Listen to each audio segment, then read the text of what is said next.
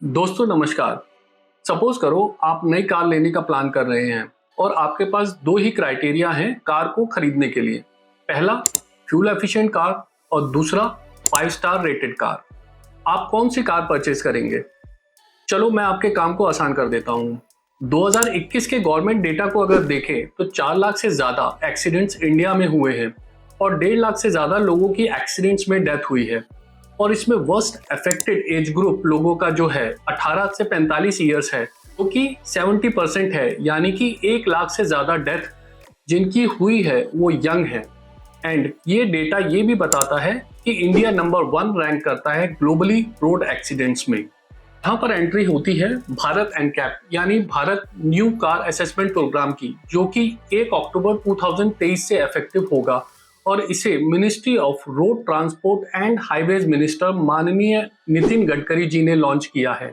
इसमें Indian conditions को ध्यान में रखते हुए क्रैश टेस्ट की गाइडलाइंस बनाई गई हैं और इसके आने के बाद क्रैश टेस्ट इंडिया में ही होंगे, जो कि पहले ग्लोबल एनकैप करता था और कार को अब्रॉड भेजना पड़ता था। तो भारत एनकैप क्या है, इसे क्यों लाया गया है, क्रैश टेस्ट रेटिंग कैसे देते हैं एंड मोस्ट इंपॉर्टेंटली आप एज अ कंज्यूमर इसका कैसे यूज कर सकते हैं बेटर कार खरीदने के लिए, आइए जानते हैं। भारत एनकैप इंडिया में सेल होने वाली कार्स को उनकी क्रैश टेस्ट में सेफ्टी परफॉर्मेंस के हिसाब से रेटिंग देता है, जो कि 0 to 5 स्टार्स है। ये 3 पैरामीटर्स पर कार को टेस्ट करता है। पहला, अडल्ट ऑक्यूपेंट प्रोटेक्शन, दूसरा चाइल्ड ऑक्यूपेंट प्रोटेक्शन और तीसरा पैसिव सेफ्टी फीचर्स जैसे ABS, stability control, seat belt alerts. और कार इन तीनों पैरामीटर्स पर टेस्ट की जाती है एंड स्टार रेटिंग्स दी जाती है। एंड जितने ज्यादा स्टार्स इन तीनों पैरामीटर्स पे उतनी ज्यादा सेफ कार है। तो अब जब हमें बेसिक डिटेल्स भारत एनकैप के बारे में पता है, देखते हैं कि इन तीनों पैरामीटर्स पर स्टार रेटिंग कैसे दी जाती है। अडल्ट ऑक्यूपेंट प्रोटेक्शन या एओपी में टेस्ट किया जाता है कि कार अंदर बैठे हुए ऑक्यूपेंट्स को कितने अच्छे तरीके से frontal accident and side collision में प्रोटेक्ट कर पाती है। और इसके लिए कार का स्ट्रक्चरल स्ट्रेंथ को असेस किया जाता है कि स्ट्रक्चर एक्सीडेंट होने पर फोर्स को कितने अच्छे तरीके से एब्जॉर्ब कर रहा है ताकि ऑक्यूपेंट सेफ रहे। और ये भी टेस्ट किया जाता है कि एयरबैग्स डिप्लॉय हुए या नहीं एंड एयरबैग्स ने ऑक्यूपेंट्स को कितने अच्छे से प्रोटेक्ट किया या नहीं किया। इसको एक एग्जांपल से समझते हैं। सपोज करो आप एक ऐसे कार को ड्राइव कर रहे हैं जिसकी एओपी में स्टार रेटिंग काफी कम है, यानी स्ट्रक्चरली कार वीक है। ऐसे में अगर कोई सीवियर कोलिजन होता है तो इसका स्ट्रक्चर वीक होने के कारण आपको रिक्वायर्ड प्रोटेक्शन नहीं दे पाएगी और स्ट्रक्चर ही अगर वीक है तो एयरबैग्स भी ज्यादा काम के नहीं रह जाते। तो कुछ लोगों को लगता है कि बड़ी या प्रीमियम कार्स का ही स्ट्रक्चर अच्छा हो सकता है, पर ऐसा नहीं है। हाल ही में ग्लोबल एनकैप के टेस्ट में टाटा पंच, नेक्सॉन, महिंद्रा एक्सयूवी 300 कार्स को एओपी कैटेगरी में 5 स्टार्स मिले हैं, यानी कि इन कार्स का स्ट्रक्चर काफी स्ट्रांग है। तो अभी तक हमने जाना अडल्ट ऑक्यूपेंट्स प्रोटेक्शन के बारे में, पर कार में सिर्फ अडल्ट्स ही नहीं ट्रैवल करते, बच्चे भी करते हैं एंड इनकी प्रोटेक्शन भी उतनी ही जरूरी है जितनी अडल्ट्स की। तो इस क्राइटेरिया में एक्सीडेंट के टाइम पर कार में बैठे हुए बच्चों की सेफ्टी को टेस्ट किया जाता है और ये चेक किया जाता है कि कितने अच्छे तरीके से कार ने बच्चे को प्रोटेक्ट किया। इसके लिए आइसोफिक्स सीट्स की प्रोविजनिंग और इफेक्टिवनेस चेक की जाती है। अब ये आइसोफिक्स सीट क्या है? देखो, इंडिया में ट्रैवल करते वक्त या तो बच्चे को गोदी में बिठाया जाता है या फिर सीट पर, और दोनों ही गलत हैं क्योंकि 3 पॉइंट सीट बेल्ट बच्चों के हिसाब से नहीं बनी होती एंड लैप में तो एक्सीडेंट के वक्त वैसे ही अनसेफ है। तो यहाँ काम आती है आइसोफिक्स सीट। आइसोफिक्स सीट जो कि 1997 में ब्रिटेक्स ह्यूमर एंड बीडब्ल्यू ने इन्वेंट की थी एंड अप्रॉक्स 30,000 रुपीज कॉस्ट करती है और इनके लिए मैन्युफैक्चरर्स रेयर सीट में प्रोविजन देता है। तो ये तो हुआ adult and child protection, but अगर कार में ऐसे फीचर्स हों जो एक्सीडेंट होने से रोके या ऑक्यूपेंट्स को अच्छे तरीके से प्रोटेक्ट करे, तो यहाँ आता है पैसिव सेफ्टी फीचर्स। यही है थर्ड क्राइटेरिया जिसे भारत एनकैप में टेस्ट किया जाता है। मॉडर्न कार्स में काफी सारे पैसिव सेफ्टी फीचर्स दिए जाते हैं जैसे airbags, ABS systems, vehicle stability control, seat belt reminders. And ऐसे फीचर्स बहुत ही क्रूशियल रोल प्ले करते हैं हमें सेफ रखने में।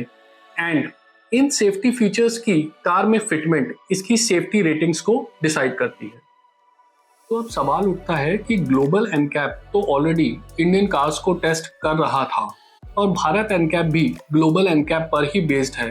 तो भारत एनकैप को लाने की क्या जरूरत थी और ये भारत के लिए कैसे बेनिफिशियल हो सकता है, आइए जानते हैं। पहला, भारत एनकैप 10th एनकैप है ग्लोबली एंड इट शोज कि इंडिया सीरियस है रोड सेफ्टी को लेकर एंड कमिटेड है इंडिया की कार्स को सेफ बनाने में। दूसरा, ग्लोबल एनकैप में क्रैश टेस्ट का जो कॉस्ट 2 करोड़ आता था, अब भारत एनकैप में सिर्फ 60 लाख रह जाएगा एंड मैन्युफैक्चरर्स जो हाई कॉस्ट की वजह से कार क्रैश टेस्ट नहीं करते थे, अब एक्सक्यूज नहीं बता पाएंगे।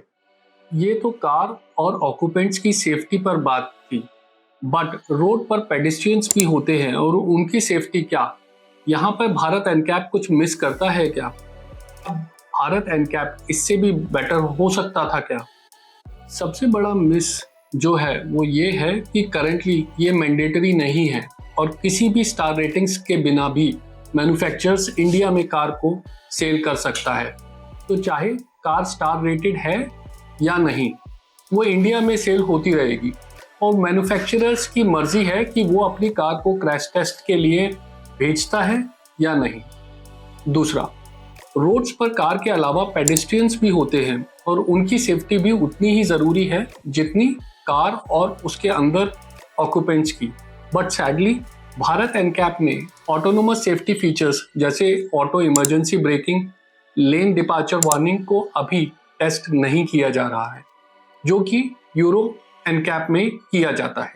सपोज करें आप एक एंट्री लेवल कार खरीद रहे हैं और यह क्लियर है कि इसमें कम कीमत के कारण एबीएस या साइड एयरबैग्स या लेन असिस्ट जैसे सेफ्टी फीचर्स नहीं होंगे, लेकिन कम से कम इसमें अडल्ट ऑक्यूपेंट प्रोटेक्शन के लिए अच्छे स्टार रेटिंग्स होनी चाहिए जो ये बताए कि स्ट्रक्चरली ये कार बहुत मजबूत है। मैं आपको एक एग्जांपल देता हूँ। 2021 में made in India Maruti Swift car ने ग्लोबल एनकैप में केवल 2 स्टार्स अर्न किए, बट स्ट्रेंजली यही स्विफ्ट कार जो यूरोप में मैन्युफैक्चर्ड है उसे मच स्ट्रिक्टर यूरो एनकैप में 4 स्टार्स मिले। तो अब आपको यह समझ आ रहा है मैन्युफैक्चरर्स कार के इंटरनल स्ट्रक्चर के साथ कॉम्प्रोमाइज कर सकते हैं वीकर या थिनर स्टील गेज यूज करके। एंड अगर कार का स्ट्रक्चर ही वीक है तो पैसिव सेफ्टी भी प्रोटेक्ट नहीं कर पाएगी। और यहाँ मारुति ही नहीं, even Hyundai car star ratings differ between India and European models.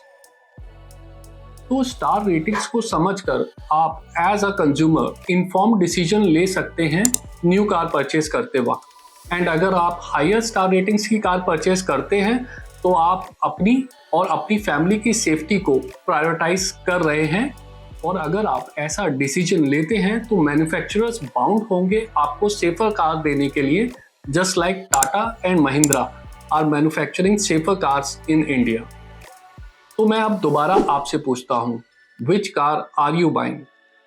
तो अगर आपको ये वीडियो यूजफुल लगा हो तो please hit the like button and subscribe to my channel for more informative videos.